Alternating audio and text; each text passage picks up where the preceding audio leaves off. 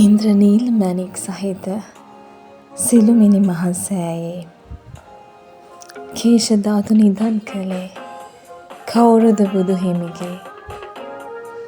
තවතිසා ලොවේ සිටින මහා බඹු ඇයි මෙලෙසේ බුදු හිමි මගේ පිරිනිවනට කලින්ම ගෙන වැඩියේ. සළුමිණි මහසෑය වෙසෙන සියලුම දෙවිවරුනේ ලෝ සතුනගේ දුක ඇයි ඔබ මිහිරි ලෙසම දුටුවේ?